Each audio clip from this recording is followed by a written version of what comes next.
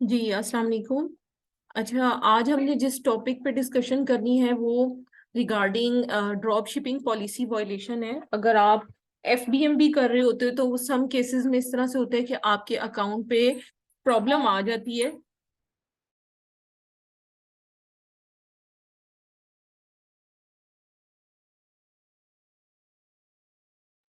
So drop shipping policy violation को देखेंगे। देखें, जब कुछ लोग एफबीएम भी कर रहे होते हैं ना, उस टाइम भी अकाउंट पर कुछ इश्यूज आ जाते हैं। लाइक amazon अगर ट्रैकिंग को देखता है कि ट्रैकिंग सही तरीके से नहीं, मतलब हम अपडेट कर रहे हैं या कोई भी प्रॉब्लम इस तरह की आ रही है, तो उस केस में क्या होता है कि amazon। मैम आपकी आवाज बहुत रही है, समझ नहीं आ रही। अच्छा, लेट मी चेक प्लीज। जी, अब बताएं, अब मेरी आवाज ठीक आ रही है? जी मैम आप ठीक आ रही है। वो जी अंदर ही कटने लगा। जी, ठीक हो गया। चलें जी, कंटिन्यू करते हैं। इसमें देखें कि अकाउंट में मैं आपको बता रही थी कि अगर हम एफबीएम भी करते हैं तो उसमें भी बाज़-औक़ात इस तरह से होता है कि अकाउंट में प्रॉब्लम आ जाती है। अगर ट्रैकिंग्स में इशू आता है या ओडीआर वगैरह में इशू आता है और अमेज़न को लगता है कि हम हो सकता है कि ड्रॉप शिपिंग कर रहे हो, तो उस टाइम पे अमेज़न कुछ ऑर्डर्स खुद से भी प्लेस कर सकता है। और अगर हमारी पैकेजिंग किसी और सप्लायर की, थर्ड पार्टी रिटेलर की पहुंच जाती है अगर अमेज़न तक, उस केस में अमेजोन हमारे अकाउंट पे ड्रॉप शिपिंग पॉलिसी वायलेशन लगाता है। जो लेटेस्ट केसेस हैं उसमें अमेजोन जस्ट सेक्शन 3 लगा देता है ड्रॉप शिपिंग पॉलिसी वायलेशन के साथ। लेकिन मतलब कुछ केसेस इस तरह के भी होते हैं जिसमें अमेजोन सिर्फ ड्रॉप शिपिंग पॉलिसी वायलेशन लगाता है। तो मैं आपको दिखाती चलूं, ये एक अकाउंट है जिस पर इसी तरह का प्रॉब्लम था, फिर ये ओपन करवा ली गई थी, लेकिन अभी भी ये सेक्शन उन्होंने फिर दोबारा ड्रॉप शिपिंग की, जिसकी वजह से अकाउंट उनका परमानेंट डीएक्टिवेट हो गया। अब आप यहाँ पर देखो, ये एक एएसआईएन के बारे में कुछ अमेजोन ने ऐसे बताया है। इसमें अगर हम यहाँ पर देखें, ये भी एक एएसआईएन के बारे में बताया है। यहाँ पर देखो लिखा हुआ है, urgent, we are reaching out to notify about recent activity negatively impacting your account. एक रिप्रेजेंटेटिव जो है वो आपको नेक्स्ट 24 आवर्स में कॉल करेगा, कॉल मी नाउ। और ये टाइमिंग है, और इस टाइमिंग के दौरान आपने कॉल को अटेंड करना है क्योंकि ये इमरजेंसी नोटिफिकेशन है। ठीक है, ये चीज रिसीव हुई। उसके बाद देखें, अकाउंट जो है उन्होंने फौरी तौर पे फोन पे ही बात कर ली, तो ड्रॉप शिपिंग पॉलिसी वायलेशन को उन्होंने रीइंस्टेट कर दिया। अब देखो, मैं आपको बताती हूँ कि असल में ड्रॉप शिपिंग होती क्या है, वो तो आपको अंदाजा होगा कि अगर कोई भी प्रोडक्ट हम लिस्ट करते हैं, हमारे पास एक्चुअल में उस प्रोडक्ट का कोई भी स्टॉक मौजूद नहीं होता, लेकिन हम उसको लिस्ट कर देते हैं। फॉर एग्जाम्पल, अगर ये प्रोडक्ट है, इसको मैं ओपन करूं, तो ये प्रोडक्ट हमारे पास फिजिकल मौजूद नहीं होती, लेकिन इसका सप्लायर हमारे पास मौजूद होता है। जैसे ही प्रोडक्ट, मतलब हम देखते हैं कि इसका ऑर्डर आया है अमेजोन पे, तो हम क्या करते हैं, उस रिटेलर को उस कस्टमर का एड्रेस देकर कह देते हैं कि ये प्रोडक्ट शिप कर दो। अब अगर ये वाली प्रोडक्ट देखो तो ये वॉलमार्ट पे मौजूद है, ठीक है, तो इसकी सोर्सिंग जो है वो वॉलमार्ट से हो रही थी। अब क्या होता था कि जैसे ही अमेजोन यहाँ पर कोई भी कस्टमर ऑर्डर करता था, तो उस टाइम पे वॉलमार्ट पर जाकर ऑर्डर प्लेस कर देते थे, और वॉलमार्ट डायरेक्ट अपनी पैकेजिंग में प्रोडक्ट को मतलब अमेजोन के कस्टमर्स तक भेज देता था। ये देखें, ये प्रोडक्ट सेम है, $20 की यहाँ पर मिल रही है, और यहाँ पर ये लोग 22.89 की सेल कर रहे हैं, तो $2.89 जो है वो इसमें से बच रहा था। ठीक है, अभी तो ये करंटली आउट ऑफ स्टॉक है वैसे, लेकिन ये है कि प्रोडक्ट सेम थी यहाँ पर ना, इस तरह से ये प्रोडक्ट सेम थी। अब इसमें आप देखो कि इस तरह से ड्रॉप शिपिंग होती है। और ड्रॉप शिपिंग में ना जो असल चीजें हमने देखनी होती हैं, एक तो हमने देखना होता है कि रिफंड्स कितने आए हैं, A to Z guarantee claim कितने आए हैं, ये सारी चीजों को हमें देखने की जरूरत होती है। अब देखो, ये ऑर्डर्स हैं, इसमें अब हमें देखना है कि कितने रिफंड है।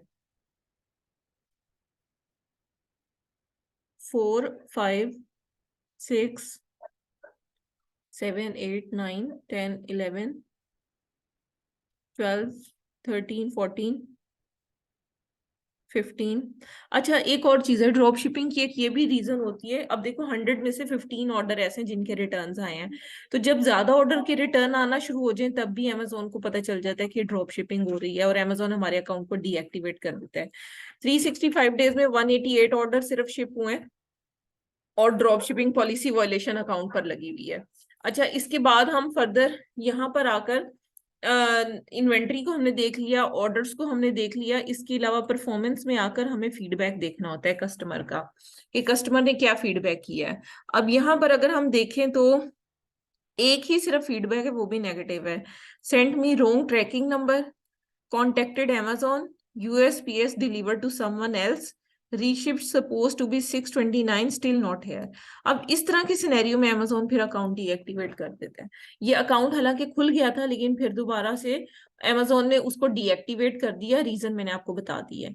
अब आप देखें परफॉर्मेंस में जाके A to Z guarantee claim में जाएंगे, और हम A to Z guarantee claim को कंसीडर करेंगे और देखेंगे कि कितने क्लेम्स जो हैं वो इस अकाउंट पर आए हैं।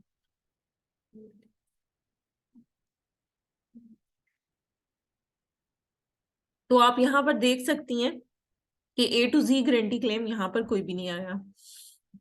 चार्जबैक भी हम देख लेते हैं।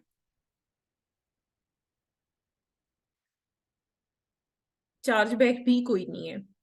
इसके बाद हमें जो चीज देखनी है, परफॉर्मेंस में जाकर परफॉर्मेंस नोटिफिकेशन देख लिया, वॉइस ऑफ कस्टमर, कस्टमर की कुछ कंप्लेन्स यहाँ पर भी होती हैं।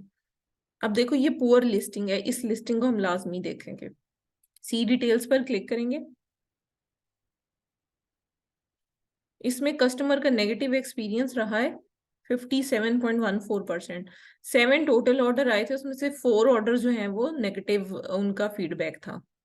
तो ये ESIN मतलब सेल आउट करना बंद कर दिया था उन्होंने। मैंने ये चीज लिस्टिंग में से देखी थी। अच्छा, अब ये चीज होगी। इसके बाद हम पेमेंट्स देखेंगे कि इनके पे आउट तकरीबन कितने आए हुए हैं और अभी पेमेंट कितनी स्टक है। अभी देखो ये वाले डॉलर जो हैं वो इनकी पेमेंट स्टक है, ठीक है। उसके बाद अगर आप यहाँ पर देखो तो यहाँ पर मैं आपको दिखाती हूँ, ये परफॉर्मेंस में जाकर परफॉर्मेंस नोटिफिकेशन में जाएंगे, सॉरी रिपोर्ट्स में जाके पेमेंट्स में जाएंगे और यहाँ से डिस्पर्समेंट पर जाएंगे।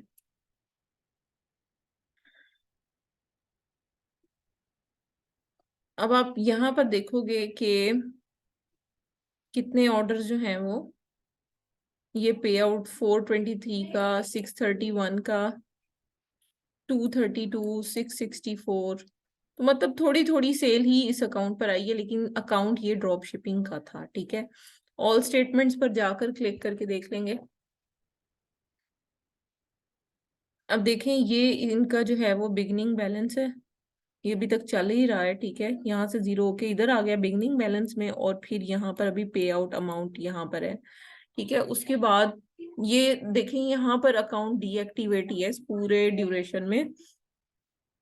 यहाँ पर भी, यहाँ पर कुछ थोड़ा सा पे आउट जो है वो रिफंड्स में कट गया। ये देखें ये वाला जो कॉलम है ना, ये वाला, ये रिफंड का है। ये देखें ये रिफंड्स में इतना, इतने पैसे उनके कट गए, ठीक है। वैसे ज्यादा थे पैसे इनके अकाउंट में। तो ये चीज हो गई। इन सारी चीजों को देखने के साथ आपने यहाँ से कस्टमर की मतलब जो रिस्पॉन्सेज हैं ऑल मैसेजेस, वो आपने देख लेने हैं, ठीक है। ये मतलब इस तरीके से आप ये सारे मैसेजेस देखेंगे। ज्यादातर कस्टमर यही कह रहे हैं इसके अंदर कि प्रोडक्ट जो है वो नहीं पहुंचा, मिला नहीं है, ठीक है। ये चीज हमने देख लेनी है। उसके बाद अब हमें क्लियरली पता चल गया कि इस पर ड्रॉप शिपिंग हुई है, ठीक है। तो नोटिफिकेशन मैंने आपको बता दिया है कि अगर हम मतलब अकाउंट पे हमें इस तरह से नोटिफिकेशन आ जाता है कि रिस्क ऑफ डीएक्टिवेशन, अब रीजन यहाँ पर वो उन्होंने क्लियरली बता दिया कि आप फोन पर बात करें, ठीक है। जैसे ही फोन पर बात की तो फोन विद इन 72 आवर्स हमें बात करनी होती है, फिर फौरी तौर पे जो है वो अकाउंट जो है वो मतलब रीएक्टिवेट हो जाता है, ठीक है। ये देखें यहाँ पर रीएक्टिवेट हो बाद में फिर जब अकाउंट पर सेक्शन 3 लगी तो फिर दोबारा अकाउंट डीएक्टिवेट हुआ। हालांकि यहाँ पर आप देख सकते हो कि इनका अकाउंट जो है वो डीएक्टिवेट होने से पहले यहाँ पर रीएक्टिवेट हो गया था। ये देखें उन्होंने कहा है कि because we have found you have violated the drop shipping policy violation. और उसके बाद देखें इस डेट को देखें, thank you for discussing your plan of action, we reviewed your plan of action and you may continue to sell on Amazon, ये लिखा हुआ है, ठीक है। तो यहाँ पर वो सिर्फ क्या है कि फोन पर डिस्कस करके ही अकाउंट रीएक्टिवेट हो गया था। अब इसको रीएक्टिवेट करने के लिए क्या प्लान ऑफ एक्शन हमने फोन पर डिस्कस किया था वो मैं आपके साथ ग्रुप में शेयर करती हूँ। आपने बस 2 मिनट वेट करना है, मैं आपके साथ कांटेक्ट में रहती हूँ।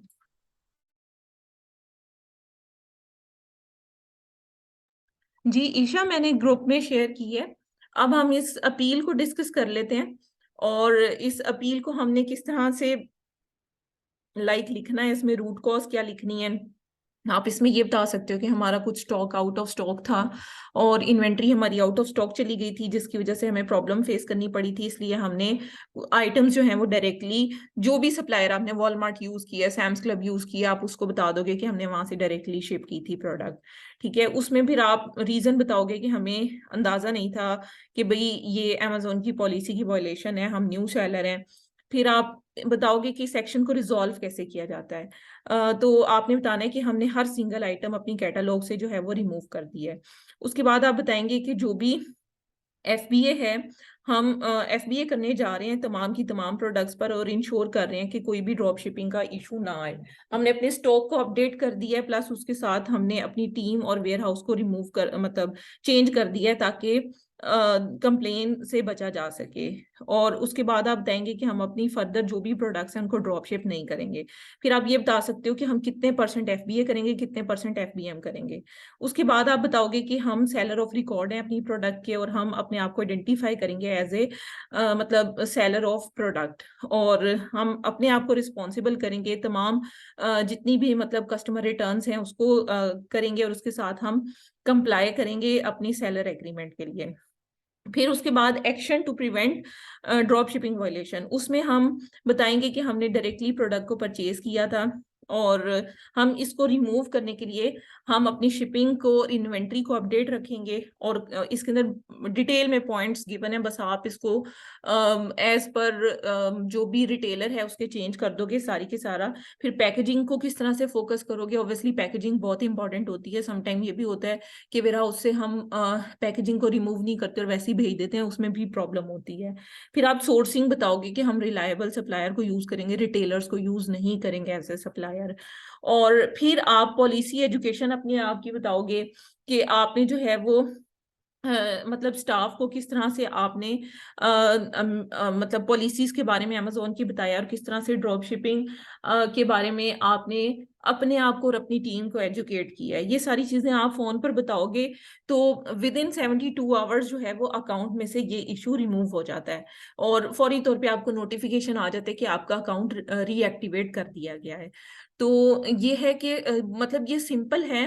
अब नेक्स्ट जो क्लास होगी ना, उसमें मैं सेक्शन 3 के साथ जो ड्रॉप शिपिंग पॉलिसी वायलेशन है उसके बारे में आपको डिटेल में गाइडलाइंस दूंगी, क्योंकि इसके केसेस बहुत ज्यादा थे और अब कुछ केसेस इसके ओपन भी होना स्टार्ट हुए हैं।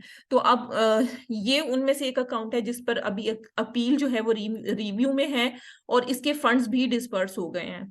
तो कहने का मकसद ये कि ये जो अकाउंट है इस पर सेक्शन 3 लगा हुआ था, और अगर मैं आपको इसका दिखाऊं मतलब परफॉर्मेंस नोटिफिकेशन अभी मैंने आपको दिखाया था कि इस पर सेक्शन 3 लगा हुआ है, और इसमें यह है कि जो भी फंड्स थे वो डिस्पर्स हो गए, और जो अपील है वो अभी भी अंडर रिव्यू है, तो अकाउंट ये भी ओपन हो जाएगा। तो इंशाल्लाह नेक्स्ट क्लास में मैं आपको section 3 seller code of conduct के बारे में बताऊंगी। जी, अब अगर आपका कोई भी क्वेश्चन है तो प्लीज आप पूछिएगा।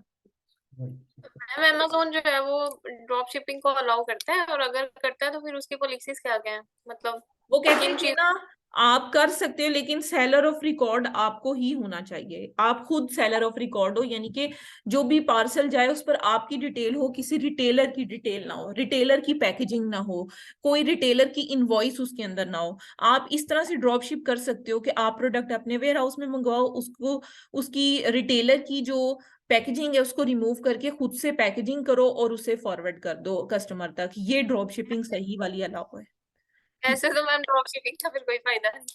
हाँ जी बिल्कुल, इसलिए तो लोग करते नहीं है हमारे यहाँ। ड्रॉप शिपिंग इसको समझा जाता है कि डायरेक्ट रिटेलर को मैसेज करो, रिटेलर प्रोडक्ट डायरेक्ट उधर भेज दे, हमें कुछ भी ना करना पड़े।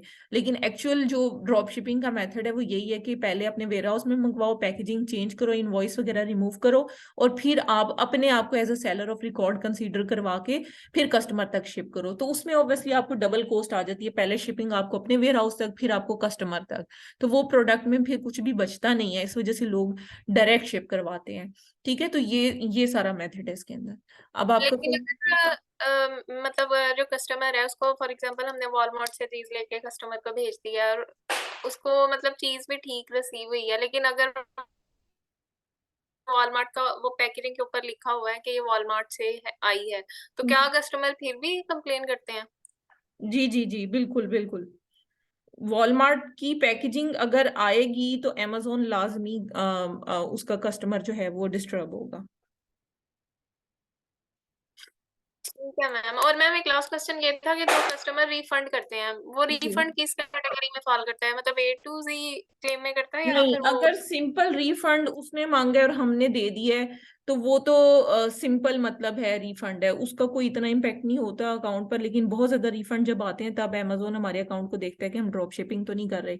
लेकिन हाँ, अगर जो मतलब ये है कि अगर अकाउंट इस तरह से है आपका कि मतलब आपने कस्टमर को रिफंड नहीं दिया और customer A to Z guarantee claim करता है, तो फिर उस टाइम पे हमारा अकाउंट इफेक्ट होता है। ये सारे आज के क्वेश्चंस तो हो गए। मैंने पूछना ये था कि इनके क्लाइंट्स वगैरह मतलब हम कहाँ से देखेंगे? फाइवर वगैरह पे ये मैं कोई अकाउंट आपको ना बनाना पड़ेगा इसकी या कहीं? स्पेशल क्लास ईशा अरेंज करूंगी, ठीक है?